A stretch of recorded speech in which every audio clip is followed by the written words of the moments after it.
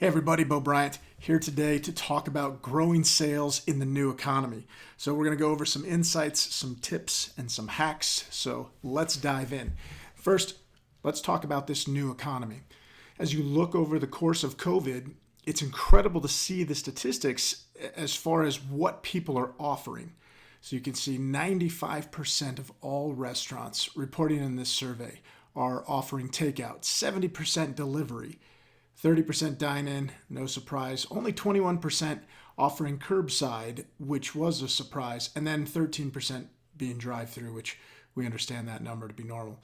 So this is provided by Data Essentials. They do a great job with aggregating this data, but for me, in looking at this slide, it creates a lot of curiosity for me on what we're doing to rise to this challenge of where change is happening in our industry and probably what change is going to stick. So if we look pre-COVID, restaurant sales were 80% dine-in. When we looked throughout COVID, that number was obviously opposite because we couldn't really dine in. So 80% of it was takeaway. Now, that shifted us pre-COVID from a high-touch, low-tech type of industry on the whole to a low-touch, high-tech industry.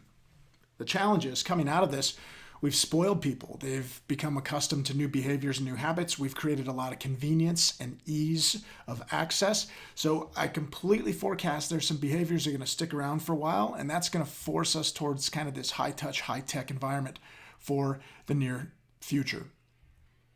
So let's talk about some other things that we learned as we looked across the different revenue centers. A lot of us got creative throughout this.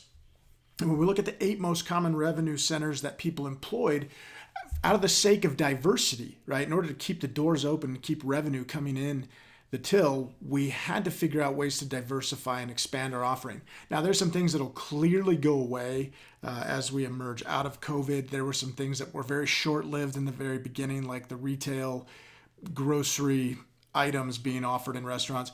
Not to say that retail won't still make a bit of a play, but the 8 core elements for revenue centers that we think have been there or will continue to be there are the following. Dining, of course, takeaway, absolutely. The drive-up, drive-through, and this would include, I'm kind of lumping both the drive-through and the curbside pickup together. Bulk catering, and bulk catering is going to change dramatically, and we'll have a bit of a conversation about that. Traditional online ordering. This has obviously taken the lion's share of the way that guests interacted or want to interact with restaurants.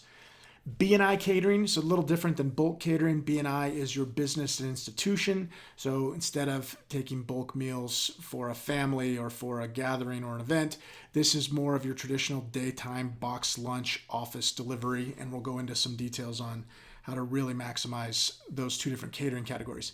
Next, all the third-party platforms that cropped up and are getting in front of our guests before we even have the chance to get in front of them, and how they're representing us and how smart operators are accessing those is going to be really interesting. Next, delivery. And delivery is something separate from the third-party platforms, and we're going to talk about that delineation as well. What's fascinating when we look at these 8 core pillars, they kind of manifest into 2 different identifiable actions. You have the first 4, which are traditionally in-person actions, and you have the bottom 4, which are online. And some of this is a little bit blurry, right? Bulk catering, I say traditionally in person because even while they might find your menu online, they still are required to call in to place the order. That way, whoever your salesperson is can help them with add-ons and helping them achieve, the right product mix, etc. Drive up and drive through. I mean, a lot of that is facilitated through online, but it gets a bit more personal in the touch opportunity. So a different mixed bag for sure. And I want to put a pin in that, but I want you to carry this forward into thinking about how we manage the brand model, right? So here's the elements of focus. And I will say this about growing sales. If you're not paying attention to your brand model and you're not hitting on all 8 of these cylinders, then really trying to attract and acquire new business is going to be a fool's errand, because if you can't keep them once you get them, then it was not a worthwhile endeavor and probably a waste of money. So let's look at the brand model.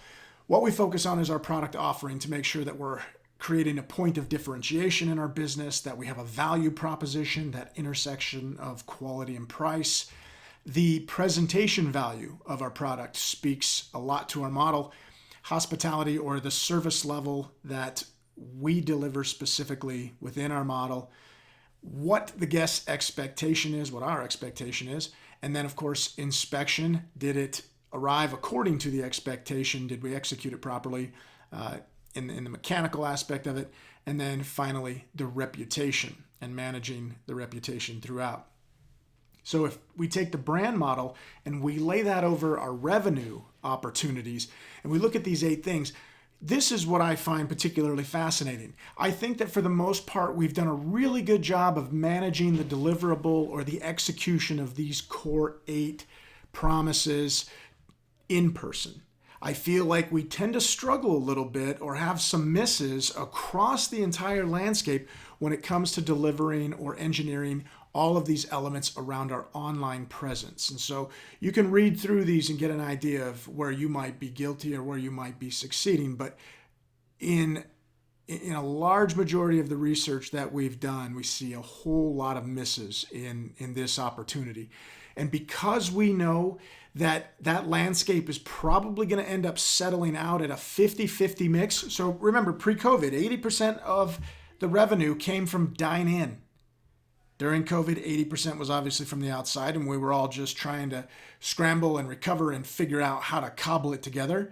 But as the cloud lifts and the world finds its new equilibrium, it's probably going to be 50-50, which means we were doing it right in the beginning, focusing on our in-person business, because that's what the 80-20 rule, that made sense. Now that it's a 50-50 rule, we'd better really pay attention to both of these. So with that in mind and really focusing on your execution strategies, now let's dive in and talk about sales growth and how we're going to do it. There are 3 traditional ways to grow sales, and it is either increase the first-time visit, increase the frequency or the repeat visit, and then of course for both parties, increase the check average. So in focusing on these 3 things, we're going to break them down and talk about that 50-50 split, how to attract new guests, how to get the existing guests back, and then some really cool opportunities to increase the check average. So first-time visits. As the landscape has become kind of that 50-50 digital to in-person or online to in-person, it's interesting to know what drives all of the business as a whole, or what the large driver in majority of getting new business in. Most of that happens digitally. So driving new business, some interesting statistics. 41% of customers said that they would try a new restaurant just based on positive feedback from social media, broad level social media. 68% said positive online reviews would trigger them to go try a new restaurant. 80% said that they would be inspired to try a new restaurant from some type of promotion or discount. And 91% said they would absolutely try a new restaurant if it was a recommendation from a trusted friend. So this tells an interesting story. When we look at where we spend a lot of our ad and marketing money, we tend to do it in the reverse order, trying to get impressions, trying to get social media feedback at a high level, focusing like crazy on online reviews and the way that we respond to them. And then, of course, promotion, discount. And last, I think that we do and what we don't do very well is really focusing on that word of mouth. So here's some really interesting dichotomy when it comes to understanding the way that the consumer finds your restaurant. The number one way that people are finding restaurants is super, super simple. It's rudimentary. They literally go into their phone and type in restaurants near me. In fact, more than 3 out of 4 people are finding new restaurants this way, according to Google and even a Yelp survey that supports this exact same outcome. More than 3 out of 4 people are just generically typing in restaurants near me, and they don't get specific, not even Italian, not even a specific concept type, just restaurants near me. So if we know that 3 out of 4 people are finding new restaurants that way, we had better pay attention to how we own our digital footprint. And the first place that we have to start, and gosh, I can't believe how missed this is, and so I'm going to emphasize it like crazy, the very first place we have to start is in the world's largest search engine. And they don't charge. They are trying to beat everybody else who's competing against them, like Yelp, like TripAdvisor, like any other smaller search engines out there. Google does 3.5 billion searches a day. 1 billion of those daily are restaurants. That is crazy, crazy volume. So when you go back to this page and you look at this search that I did for restaurants near me, it was through Google. What comes up is controlled through Google. What's beneath it is Yelp, TripAdvisor, maybe a magazine's top 10 picks of restaurants in my area. This is number one. This is what we have to pay attention to. And so we're going to really dive into some really, really cool features and things that we have to manage through our Google My Business page. Next, Yelp is the second most popular, and it's the number one most popular peer review site. And in an interesting study that came out of a Berkeley economics team, a couple of professors, they had found that a half a star increase in ranking equals 15% increase in sales for the average restaurant. So that's pretty stunning. Of course, we have to pay attention to that, and we'll talk about some cool Yelp hacks and tricks as well. And then, of course, where the third most popular media drivers for new business come through. This is kind of a decision tree, right? And so this is the pivot point after Google My Business. People end up in one of these three spaces. Most of your Facebook people are boomers and Gen X as the generational divide goes. And of course, amongst millennials, they're getting more of this information and feedback through Instagram. Now, in an interesting study that came out of this, and this is something that comes up all the time with clients, is when's the best time to post? This has been studied to death. 9 a.m. Between noon and 1 and 8. That is when people spend the most time looking at pictures on their phone, reviewing Facebook and Instagram both. It's interesting that there's not a difference between the generational gaps on the times that they spend the most time looking on those two apps. So good to know, because that's the time when you want to be posting relevant data and information and new stuff, specials, etc. All right, so let's dive into Google My Business first. Outside of what most of us know, and the bare minimum, we're all jumping into Google My Business just for that online presence, and most importantly, to get our business shown on the map. But there is so much more to it. A lot of people are literally just filling in the basic info so they can get on the map. You've got to go complete and current info all the time. It shows when the last time it was updated. As protocols change in a COVID arena to a post-COVID environment, we're going to have to make a lot of updates to our information. But there's also guest feedback management. So many people spend so much time with their feedback management in Yelp and maybe TripAdvisor, but not enough people are managing it through Google My Business. More importantly, they're not managing the Q&A portion in it, and they're not referring guests to go in and do a review on Google My Business, right? Now, that doesn't have to be complex. We can literally take a QR code. We can put a QR code on the bottom of every check. And when the server drops the check, they can literally ask the guest, hey, if you take a picture with your phone of this and just go rank us on a star system of 1 to 5. You don't even have to write anything. Just tell us how we did. Show us. We'll give you $10 off your bill today. I would pay for that all day to get people to go drive that, because that's the driver. And we'll talk about what people see and how people hunt for restaurants in just a minute. I digress. So we got to go in there and we have to align our attributes. There's over 300 plus attributes on the Google My Business information page. Go in there and find every single one of these things that applies to you, because it helps hit this cross section of how people are researching restaurants. In the Q&A, this is an important piece. As the owner, make sure, or the operator, make sure that you're responding to the Q&A. All too often, there's Q&A that's happening amongst the community on Google My Business. So you've got to go check that out and research it and make sure you're putting in a response for definitive clarity on any common questions. Next, the menu attachment. Boy, this is a big miss. I would say 9 out of 10 of the restaurants that I researched around my local area, and multiple, don't have a physical menu attachment attached to their Google page. That's separate from their actual website link. You can have a website link. You can have a menu link. You can also have an online ordering link to go straight to ordering online. This is critical. And then posts. People don't think about Google for posts, but it lives just like any other social media platform, Instagram or Facebook. You put in pictures and you put posts, and you should do it often because that drives up what's called your SEO. The more time that you spend updating this and with a greater degree of frequency, whether it's posts or feedback or Q&A or just updating information, the more engaged you are with Google, the more engaged they are with you. The more engaged you are, when somebody looks up restaurants around me, part of their algorithm moves the restaurant to the top. That's the one that's the most heavily engaged in by the owner. So, interesting piece to know. Another interesting fact, restaurants with photos posted are 42% more likely to be visited. And this came out of a Google research study. Next, and one of the things I love about Google My Business is that they have complementary analytics and insights, and you can get pretty deep. As opposed to Yelp, there's some pretty cursory kind of generic analytics and insights, but they don't go super deep like Google's does. I find them fascinating. They're interesting to look at as an owner operator. And then, of course, one of the big pieces that I see missing across every single restaurant's information page on any of their social platforms is embedding some type of a call to action in the bio, in the description.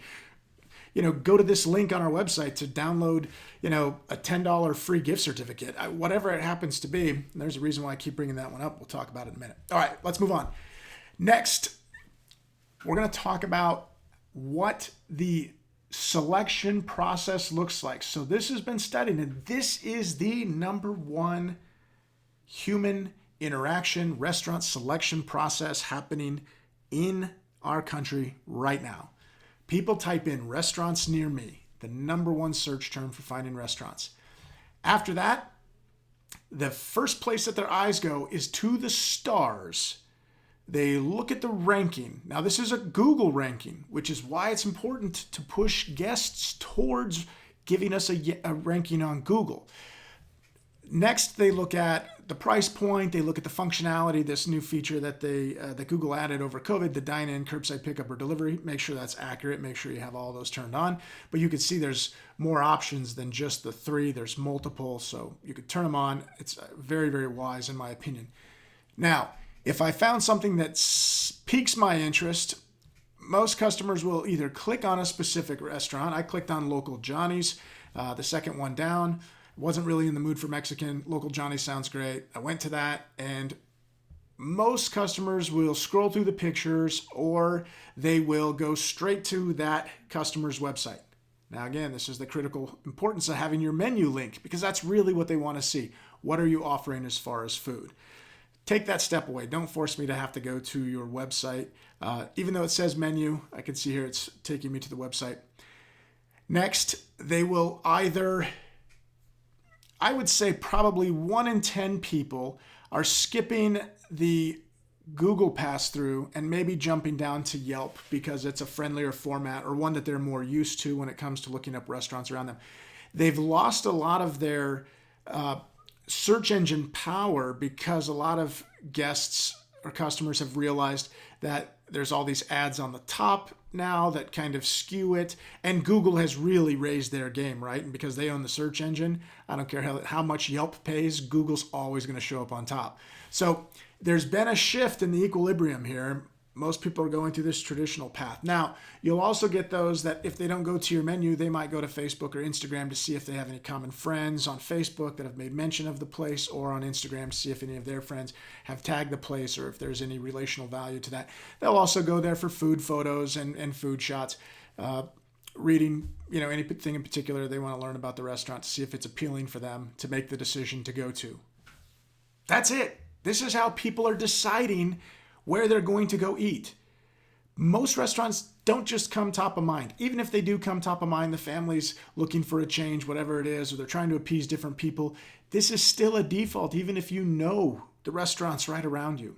So in knowing this, we have to understand as part of our acquisition strategy how we're managing this, and we're going to talk about that in quite a bit of depth. Now, interestingly, this statistic blows my mind, that 89% of dining research is done by mobile before visiting a restaurant. So that's crazy. It's like 9 out of 10 people in your restaurant, or at 9 out of 10 tables any given night, went and researched you online before they came in. That's fascinating. That's a powerful number. We've got to make sure that we're hearing that call and paying attention to it. All right. I know a lot of people have a gripe with Yelp, and listen, this is part of their business model. If restaurants didn't hate them, customers wouldn't trust the reviews.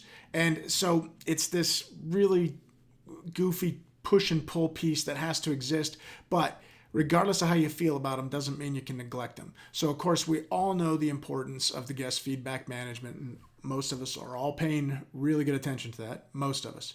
If you're not, you're going to want to, because remember, a half a star's increase in your ranking can literally mean 15% more revenue. And there was a crazy number, like 25% of consumers won't even bother going to a restaurant that has less than 4 stars. So we have to pay attention to that. We also have to go in, just like with Google My Business, we've got to go in and make sure that all of our bio information is complete and current. Now, number 3 on here, which is interesting and a lot of people miss, is the owner can create a check-in offer where if you have somebody say a password or show them your phone that you checked in on Yelp, they can get a free thing. It's a cool little insider's hack. It works really, really well. It makes people feel special and like they're getting a hookup. So why not take advantage of that? In Yelp, you can also obviously do the menu link, but surprisingly, there's a lot of clients or customers that I work with that don't. There's a lot straight across the internet that I just can't find. People have menu links in there, which is crazy to me. Analytics, they have some pretty good analytics, not the same as Google's and definitely not as robust, but different insights for sure.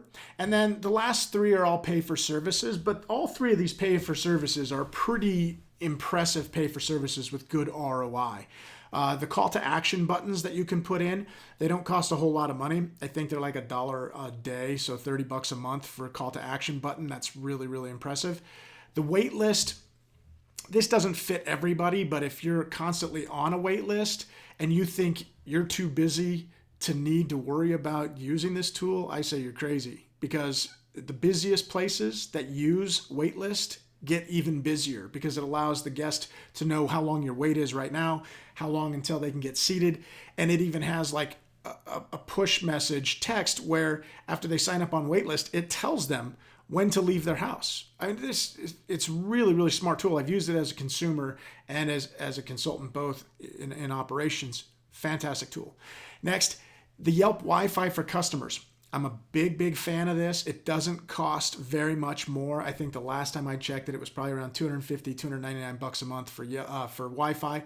It's a robust Wi-Fi system, really strong bandwidth, and it rivals that of what most businesses have to use anyway. So you supplement their Wi-Fi for your current business Wi-Fi, and you pay a fraction more, but now you have a database generating system where every customer who comes into your store, you're offering free Wi-Fi. They have to put in their email, and now you've got customer list. Customer analytics tells you how often they come, lets you push message to those that haven't been there in a certain amount of time. You can do all kinds of crazy ad campaigns through this feature.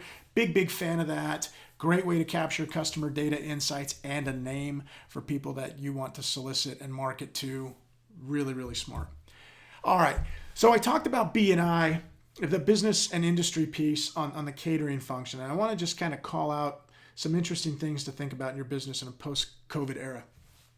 First and foremost, again, this is the individually packaged meals. That's the expectation. When we're delivering to businesses, hospitals, schools, churches, especially in a post-COVID era, short-term, and this could end up being long-term. I don't know if we're going to get a whole lot of, taco or burger stations or salad stations or big, half-size foil pan setups where it's more like a traditional family style drop-off. I think we're going to be relegated to a lot more of these individually packaged meals. So in thinking that, we might need to create a separate approach listed on our website and that we add to and we promote that we do this B&I catering. It's all individually wrapped, it's safe, it's sanitary, because I think that that's going to be the expectation. So I just wanted to plant that seed and have it something that you think about.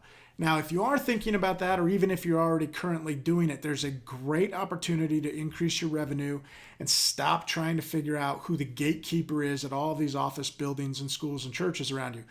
There's 3 different sites that I've seen clients have tremendous success with a combination or just one, LUNCHPRO, FOODSBY, and RELISH by EasyCater. These are all sites, and these are all the pages right here I've got up where you go to as a restaurant to sign up for free to join this. So you have a lot of the office coordinators in these buildings, hospitals, doctors' offices, even the reps through pharmaceutical companies.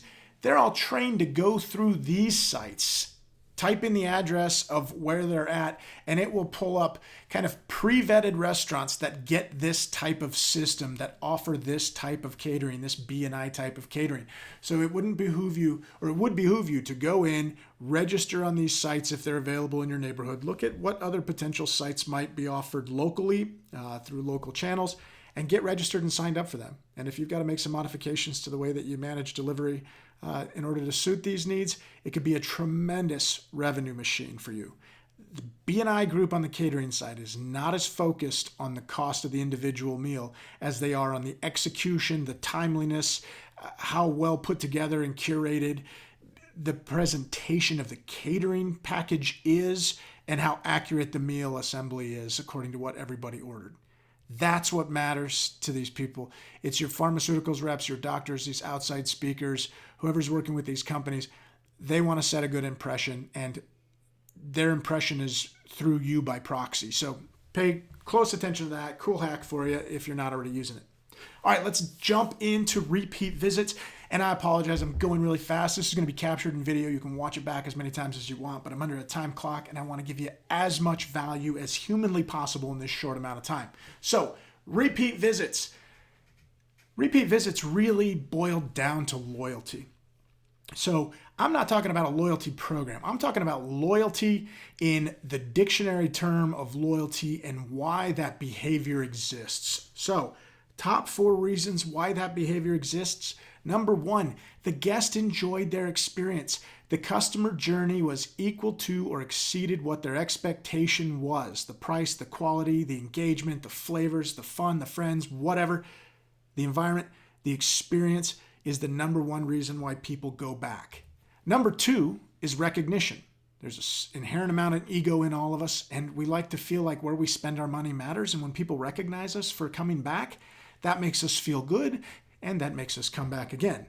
Now, of course, when we talk about loyalty programs, it's the easiest way to try to execute against these principles is through the reward and incentive system.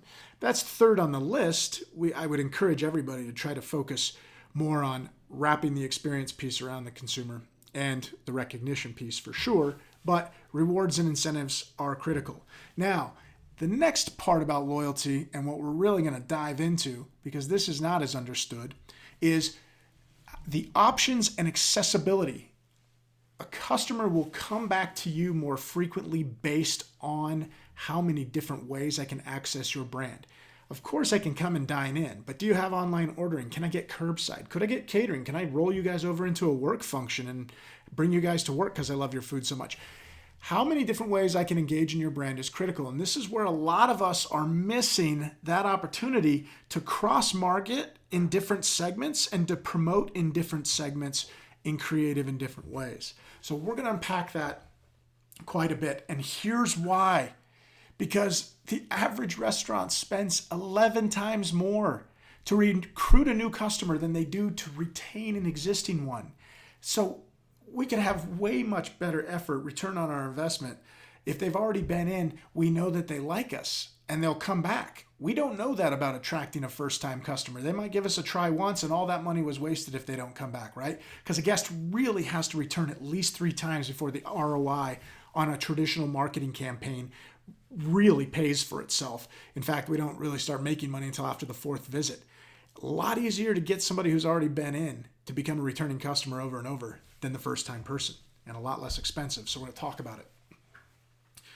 And I couldn't talk about expanding our offer and hitting customers from a different way if I didn't go after the number 1 most popular engagement tool when it comes to accessing your brand other than dine-in, and that's through online ordering. Now, if you've steered away from it, I implore you to lean into it. It's not going to go away, and you're going to miss a huge audience. This is not necessarily a cost-prohibitive venture either. We did a video at the beginning of the pandemic with a company that we've used as owner-operators called Gloria Food. And we have a video that you can get at shamrockfoodservice.com under resources that shows you the step-by-step way of how to plug this in and build this from scratch. It literally cost nothing. They give this away for free. The reviews are great. The engagement, the mobility of the app is really, really intuitive.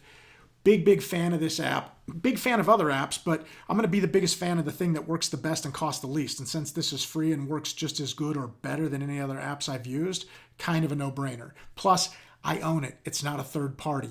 I can access the back end super quick right from my phone or computer. I can make any changes. It's a static environment, updates immediately. It's got really cool widgets that you can plug straight into your website and onto your different social media sites. Really cool tool. If you're not on it, I'm telling you, you're going to miss a huge chunk of business moving forward if you don't engage in this type of software. And here's some data to support that. 45% of customers said that they would be willing to spend more money with their existing restaurants that they already dine in at if they offered online ordering. 30%, fascinating statistic, also done from Data Essentials. 30% higher check average through online and mobile ordering than what the average inside dine-in restaurant ticket was for the same restaurants that participated in this study. That's crazy. The guest doesn't feel rushed is my assumption. They have more time to engage in their menu, in your menu. They get to upsell themselves. They don't feel any pressure. And because they're putting more time into it, they're studying it deeper, maybe a little bit more indulgent. I know we all put on that COVID-20, so maybe that's part of it, and maybe that'll tighten up afterwards. I'm not sure, but that's a fascinating number to me. And next, and really interesting, and a big part of the reason why I say that you should own it, is regardless of how your guest found you, 64% of them say that they would prefer to order direct through the restaurant's website versus a third party. So that's a little bit tricky, and we're going to unpack that too on how to nuance that and make that shift happen. Because obviously the third parties do have a really good marketing engine that might introduce a lot of customers to us for the first time, but it's really up to us to get them to stop going there after the first time. So we'll talk about that. All right. You could see that across every platform, you can put in this online ordering piece from your Google page to an Instagram button for ordering the food, to your Facebook page. And Gloria Food actually has this beautiful setup that's just, you type in your Facebook handle and boom, it just automatically shows up on the site. That's the easiest one to install. It's super cool. I really like that. And of course, even on Yelp, you've got the opportunity to start the order and embed that, what they call to action button. Again, $1 a month. You can measure it and see how many orders come through the Yelp page. They have those analytics for you, and you can identify if the squeeze is worth the juice, so to speak. But all four of the most common platforms offer this. If you don't have it in any, I recommend you at least get it in your website and your Google My Business page, and I'd encourage you to look even deeper than that. Okay. So let's address the 800-pound gorilla in the room. Third party. They have been a necessary evil, but we're not blind to the fact that the fees are crazy, and we're pretty adamantly against them. But some good news on the horizon in some markets. There have been regulation. There's been a number of large metropolitan areas that have put in 15% restrictions, and unfortunately, a lot of these third parties just responded by shifting that 30% total impact, 15% is their max on you. Now they're just applying a 15% delivery to the customer. It's too bad, but the customers have shown us they're willing to pay for it. I think that there's some really interesting ways around this, and we'll talk about it. First and foremost, you've got local alternatives, which exist in just about every major marketplace, and even a lot of second and third tier marketplaces. And you also have some national competition that's coming in offering ridiculously low rates. The problem with these two are they're not going to have the same type of marketing engine and reach, but at least they'll still drive people to the door. Once you get them, though, how you respond is different. And that's why I encourage everybody to stop hating the third party and understand them for what their value is. Don't think of them as a delivery vehicle, because that's crazy. It doesn't make sense financially for most people, and I wouldn't encourage people to do that. However, if you think of them as a marketing vehicle, and we start talking about managing our own delivery, which we'll talk about in just a minute, I will show you some really, really cool ways to use them and then take it all away from them once you establish the customer behavior. Now, let's say you're happy with the third-party piece. You can eat the 15% if you're in one of those markets and you're just going to keep it as is. How do you deal with this Command Central looking piece? It's a common question we get a lot. I want you to know I've literally had clients say, well, I've knocked it down to 2 or 3 of them because I just can't manage this dashboard. It looks crazy behind my counter. And look, I get that, but not necessarily the right solution. I want to use as many of these third-party companies for their lead generation as possible. So there's some third-party POS software out there that basically creates a link that all your online ordering goes directly into your POS system. So there's no more transposing anything, moving it from an iPad to the POS system. It automatically shows up in the POS. I've used Chowly and recommended Chowly specifically with clients and customers that have used it, and I've had the best experience with them. Ordermark available in most markets now, I think. Otter is relatively new, not as much experience with them. But look, you get rid of all this clutter on the counter. Everything goes straight into the POS. If you're going to continue to go this way, it's a very, very small spend for the amount of convenience, energy, and error-free orders that you get out of it. So I encourage you to look at that. Now, let's talk about the real alternative, and that is managing our delivery internally. Now, this is crazy and scary to a lot of people, and they think, oh my gosh, it's so expensive, I can't do that. Listen, if Joe Schmuckatelli's pizza shop on the corner that's owned by Ma and Pa Kettle and has been there for 2 years, has been doing delivery from day one, what in the world would make you think it's not affordable and it's not manageable? It is a very, very simple thing to do, but a lot of people just don't know how to do it. So you don't have to go it alone. We have a team of dynamic restaurant owner, operator, and culinary consultants available at Shamrock that can help walk you through this whole process. And it all starts with a delivery feasibility calculator we use. Here's kind of a snapshot of it. We go through and we type in some forecasted numbers. We want to try to figure out what's our average ticket, where's our expenses going to be.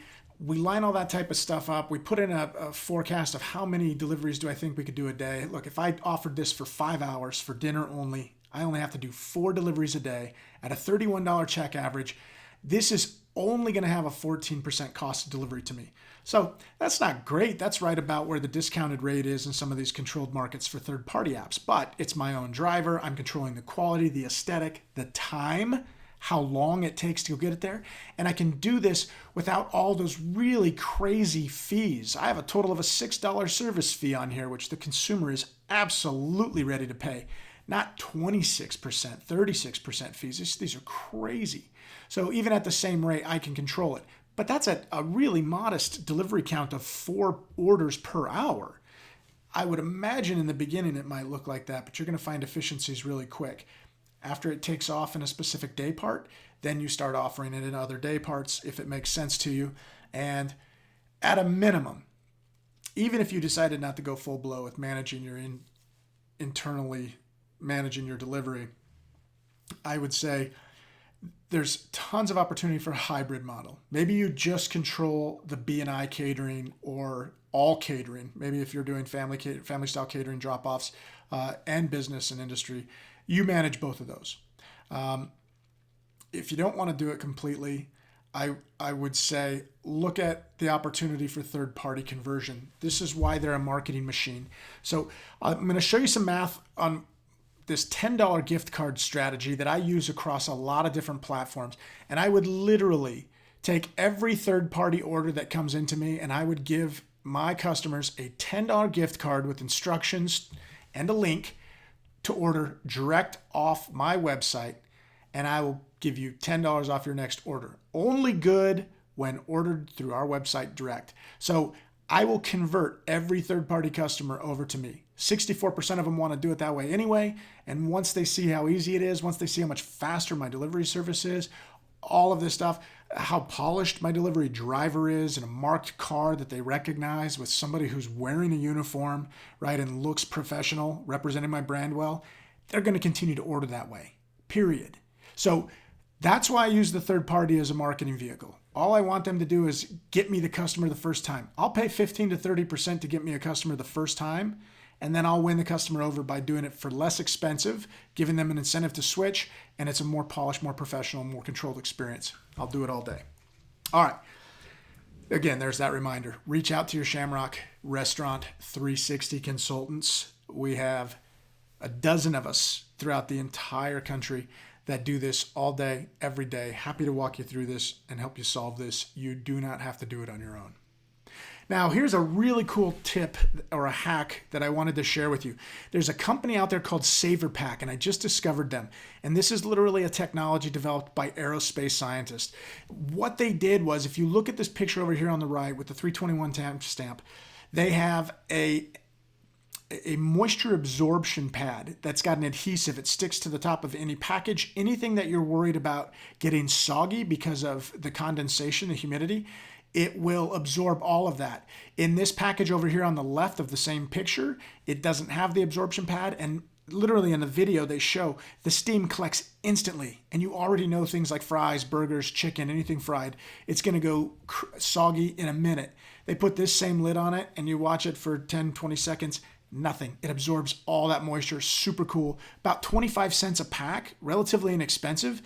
And oh my gosh, I could get that absorbed into the cost. I could raise the cost of my delivery stuff all day. I could put that into my delivery fee. There's so many ways I could rationalize doing this, but here's what I tell you. When the guests see something like that, they're going to realize the thoughtful nature, and they're going to experience in the flavor.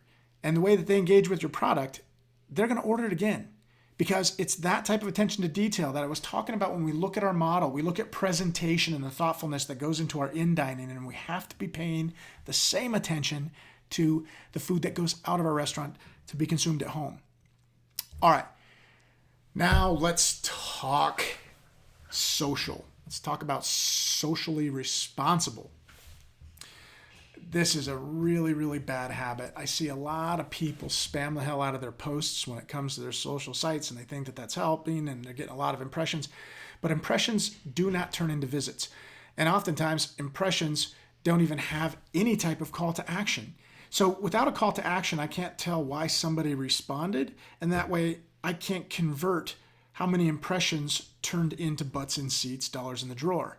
So my encouragement to you is not on the bottom, but actually a screen layover caption that actually tells the customer that this is a limited time offer or that there's an incentive. We do a lot of password marketing or screenshot marketing. Say, take a screenshot of this and show it to us when you come in and we'll give you XYZ. And we'll delete that post every day when we type those up and then repost them later once they've expired. I mean, there's all kinds of things that we can do with that.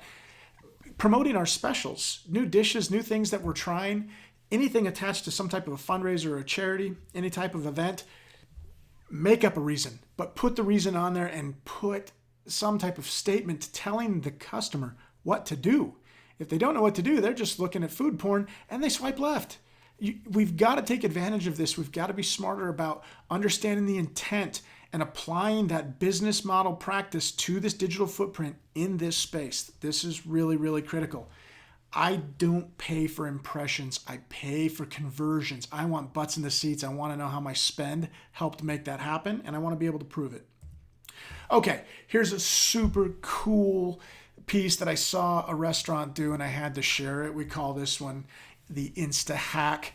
So, server is at the restaurant, has a table of Gen Z kids, younger kids, sitting at the table, eating out, sharing food, having a great time, laughing. Server comes up and says, "Hey, would you guys mind it if I took a picture of you for our Instagram page? It looks like you guys are just having a great time and this would be an awesome photo for our page." Just about every single time she said when she asked this, people say yes. They don't even flinch. Now, that's cool in and of itself, right? Because you're making those customers celebrities on your page, and they'll be sure to go check it out, but they'll also be sure to share it with their friends. Now, here's the hack. Outside of doing that, the server's language goes like this. She immediately is taking it through the Instagram app when she asks for that permission. So as soon as it comes up on the Instagram app after she's taken the picture, she asks the table, "Does anybody want to put in their handle so that we can tag you in this?" And she'll literally hand her phone to the table, and they'll type in their handle, and boom, It goes to them, they're tagged to you, you're tagged to them. Now they become a follower. Now you can see how many times they reshared it, how many impressions you get from just that pyramid effect of resharing. This is viral technology used in the smartest way, guest created content, and they're just promoting the hell out of you. Super, super smart. Just make sure that you're putting a tagline over the picture that says the name of the restaurant. Otherwise, you're not going to get any credit for it. And they're just going to say, hey, looks like you guys had fun eating good food. Where was that? And after the 800th time that they've responded to it, they're never going to let somebody handle them in on a tag again. So anyway, super cool hack. I hope you guys like that one. Here's some other tips and hacks relative to social. And I just really want to make everyone aware of this. Hootsuite, this has been around forever, but this is the #1 dashboard management tool for social media, and it's free. I think you can get up to 3 sites for free. You pay if you need more sites than that. But basically what it is you manage the same message, one tag, one post. You can change some of the language, change some of the formatting, but you can do it all in one place, and then you can set a schedule on when you want to release it to Instagram, Snapchat, Facebook, every single social media site that you have out there. And again, if you're smart, you're going to release it at 9 a.m., between noon and 1, and at 8 p.m., right? So it doesn't matter what time it gets written, it gets set, and it goes out to all 3 at the same time. Just a cool place to do one and done. Make the post, shoot it from one central platform, and it feeds to all your places, except for Google My Business. Now, there's a new app that just came out recently that we really like. It's called Portcake. And what Portcake does, it actually ties any of your Instagram posts, and it automatically converts those to Google My Business posts. And we talked before about the importance of Google My Business and how to get those posts in and do it often so that it drives up your search engine optimization on your Google My Business page. All right, now we're going to talk about increasing the check. And again, got to keep going quick because this is a lot of content in a short amount of time. I'm going to share the top 5 strategies for increasing the check. Number 1, and this might seem simple, but this is very, very true. And this was a study done out of Cornell University. Recommendations. They're proven to drive increased sales, and they're proven to increase tip percentage for servers. And it's not upselling, it's recommending. And one of the greatest ways to do it in person is to say, if you haven't had a chance to look at the menu yet, could I start by giving you a recommendation? Most guests say, sure. And you say, well, our most popular item is X, but my favorite is Y. And something to that effect has an incredible impact, whether the guest takes the option or not. They feel like you really care about their business, and the recommendation helps drive the average check. Now, we can go recommendations in a digital format too. A lot of these online ordering apps allow us to put monikers on what's most popular, what's favorite, and we can even have addition bars. The Google mentality, the Amazon mentality of guests who ordered this frequently bought this. Doing those type of taglines, if you do it responsibly and not like crazy, can tend to work out pretty well for you. Now, next is bundling, and bundling and recommendations go hand in hand. So we can have our bundles traditionally structured where, the age-old idea of not just getting a burger, but getting with the fry and shakes, right? Making a combo. But think about that in any type of restaurant that you run. What type of combo can we do, right? Maybe an appetizer, 2 entrees, and a bottle of wine is a combo, and we make a special deal on that.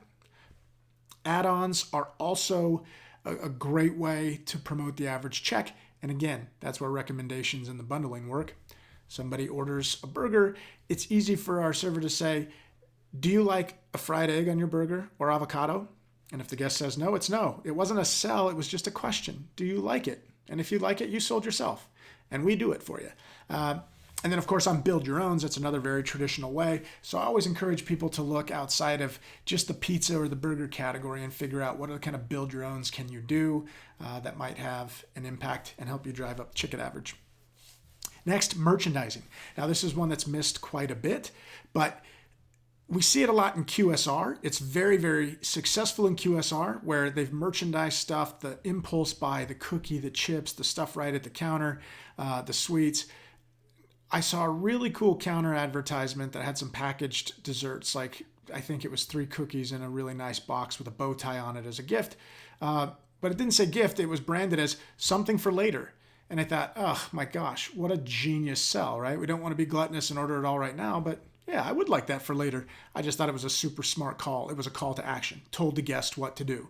Don't eat it now. Take it home for later. Buy it all now. Increase your check. Super, super smart. We got to think about ways to do that within all segments of the industry. Whether this goes back to the old 80s style dessert cart that went through the dining room, we got to reinvent these things, and we've got to put merchandising in front of the guests so that they're capitalizing on those impulse buys, and we don't even have to say anything. We don't have to sell anything. It sells itself. Next is timing. Now, timing is really a critical piece. It's a nuanced piece. It works really well for full service, a little tougher with QSR, but timing is the opportunity to make a recommendation before the guest has made up their mind. So one of the simplest ways is in offering the drink, being specific about the drink that you offer. If you say, what could I get you to drink? The average customer knows that every restaurant has iced tea, water, soda, and coffee. And what sucks about those is they're all free refills. In fact, water's usually a free refill and a loss after I look at the lemon and the straw. It's an absolute bath. Terrible. So instead of having the guests try to guess what I have to drink, we lead with a recommendation, like a very specific drink. Would anybody be interested in trying one of our prickly pear lemonades today that's brand new? Whatever it happens to be, making a specific recommendations around drinks is a big deal. Another timing trick is the psychology of selling desserts in full service is right before the food comes out. That's the opportunity to go drop the dessert menu and say, I know you guys are hungry, the food's almost here, but since you're hungry, now would probably be a good time to decide on dessert. It's a psychology that works 40% higher through rate in sales of dessert when you place it there versus at the end of the meal. So there's all kinds of really cool timing techniques. I got to keep moving. Next, we've got the sizzle. You've heard the expression, the sizzle sells the steak. I say think about that specifically when you think about the Tex-Mex style fajitas that go through the dining room, smoking as they go through the dining room. And the incremental sales that come immediately after people see one of those go through the dining room. Having those eye-catching, one-of-a-kind, really, really great presentation dishes drives sales like crazy. It increases the average check. When you have really, really cool desserts, you don't walk those in a rush to the table. We used to have a concept called go low and slow and take the long way to your table. So you walk all the way through the dining room with that thing down at eye level, and you're just making your way to the table that it belongs to. Everybody else sees it. You know, the fire pit, little mini fire pit s'mores kit that goes to the dining room, the big, huge cake with a sparkler in it, whatever the heck it happens to be, go low, go slow, take the long way, and enjoy the sales. All right. Now, this is kind of what I had been promising. I'm going to talk to you about this bounce back hack, this $10 gift card. And you might be saying, how are you going to discount the food and tell me that that applies to increasing my check? Well, I'm going to tell you that it does, because in a study, customers who pay with gift cards, especially promotional gift cards, but any kind of gift card, spends 10% higher than the average guest paying with a credit card or cash. That's a true story.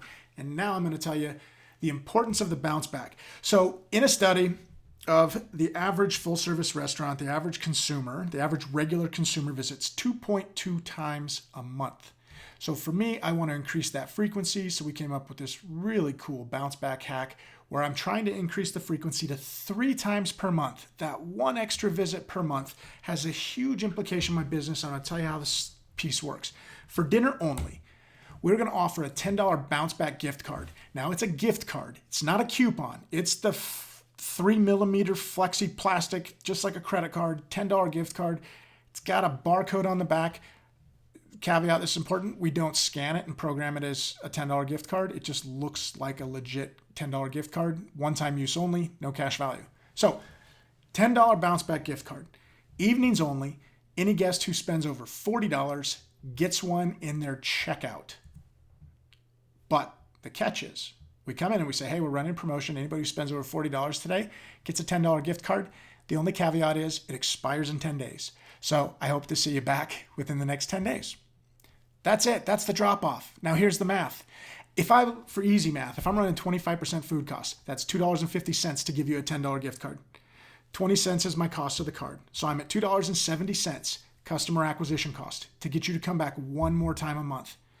Now, the beauty of this is it really only costs me 20 cents if you don't come back. That's my only loss. Now, I'm the type of operator that even though I say it's $10 10 days before it expires, I'm going to honor it. I don't care. If it got you to come back, I'm happy to honor it.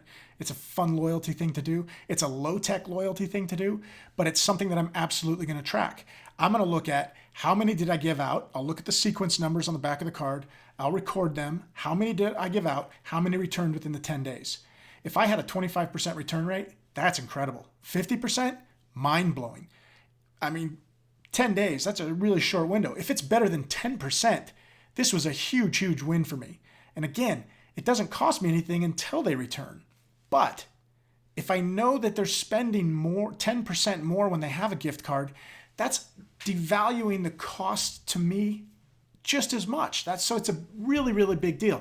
And now here's an interesting fact. When you look at Google ads and Facebook ads, the customer acquisition cost, so that not impressions, not conversions, acquisition, the amount of money I spent on all people that saw it that turned into one person who actually came in, sat down in my restaurant and spent money. The average cost for both those sites on aggregate, $4.40 for a restaurant. I guarantee you my $2.70 is a hell of a lot more impactful to the people that already come to my restaurant, that already know me, that love me, that will then feel loyal because I gave them a gift. And if they don't come back, I'm only out 20 cents as opposed to Google ads or Facebook ads. It's a really, really big win. All right. Whew, that was a hailstorm of information. I hope it was helpful. I really, really appreciate you tuning in. Don't forget, this team is here to wrap themselves around you. We're available all the time, 100% to all of our clients. Please reach out to your sales rep if you want any help with any of these topics, any further explanation. And of course, you can type in the review, or you can type questions in the side, and we'll respond to those questions offline. You can come back and visit and see how we responded, or you can reach out to us direct. Thanks a lot. Have a great show. Talk to you later.